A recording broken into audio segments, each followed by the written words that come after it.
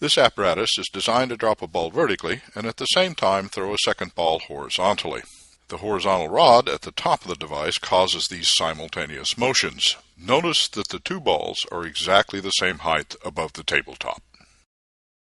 The question is, which ball will hit the table first? The ball falling straight down, the ball moving to the left, or they will hit the table at exactly the same time.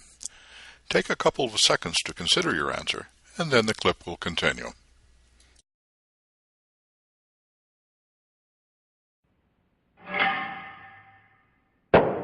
It's a tie.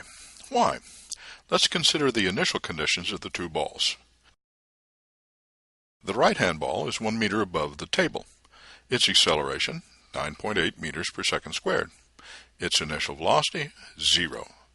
The left-hand ball is 1 meter above the table. Its acceleration, 9.8 meters per second squared. Its initial velocity in the y direction is 0. The initial y conditions of both balls are identical. Therefore, they must hit the table at exactly the same time. The identical initial conditions also require that while the balls are in the air, they must be at the same height above the tabletop. Let's take a look at some high-resolution, slow-speed clips and see if that's true.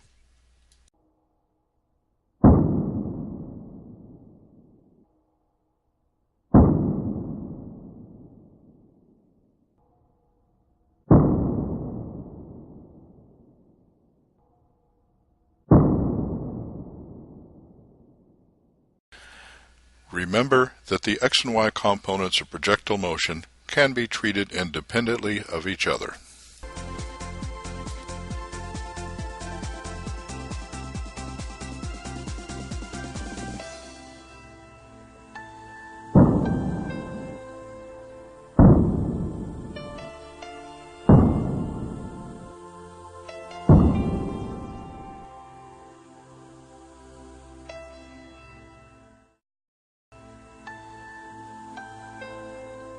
This apparatus is called a cannon cart.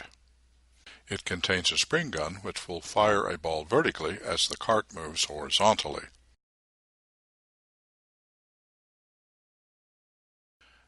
The rolling friction on the cart and the air friction on the ball are so small they have no effect on the demonstration. I will push the cart, and as the cart is rolling horizontally, the ball will be shot vertically into the air. The question is, where will the ball land? Behind the cart, back in the cart, or in front of the cart? We will give you a couple of seconds to consider your answer, then continue the clip.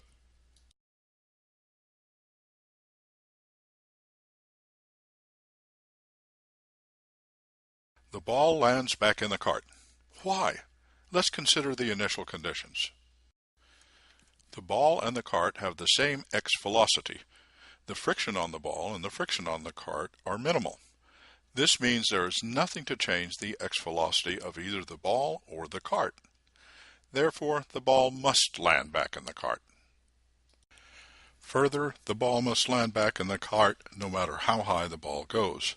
Let's try it with a greater height.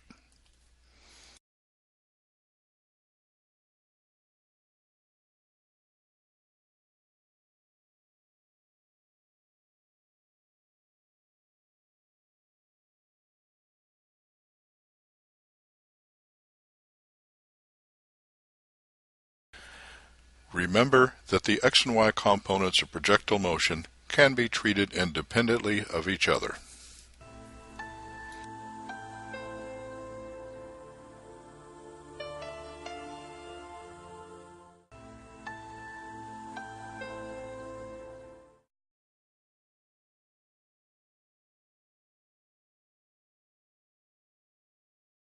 This demonstration is called the monkey and the hunter. The hunter is a spring-powered gun.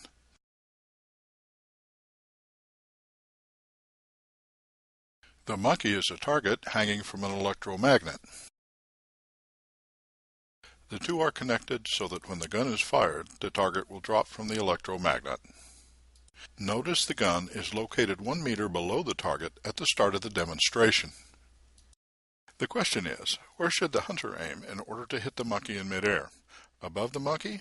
Right at the monkey? Below the monkey? I'm using a laser to aim the gun right at the center of the monkey. You should aim right at the monkey. Why? To answer the question, let's first consider a modified question. If the target and gun were at the same level to start with, where would you aim the gun? You would aim right at the monkey. The ball and the target in this situation would have the same initial Y conditions and would fall equal distances in equal times to meet in midair. But what has this got to do with the first case? In the first case, the gun was lower than the target. Let's modify this diagram such that the gun is lower than the target. Now let's compare the two cases. Notice the Y displacements of the ball in both cases are equal, and the Y displacements of the target in both cases are equal to the Y displacements of the ball. This means the ball must hit the target. Remember that the X and Y components of projectile motion can be treated independently of each other.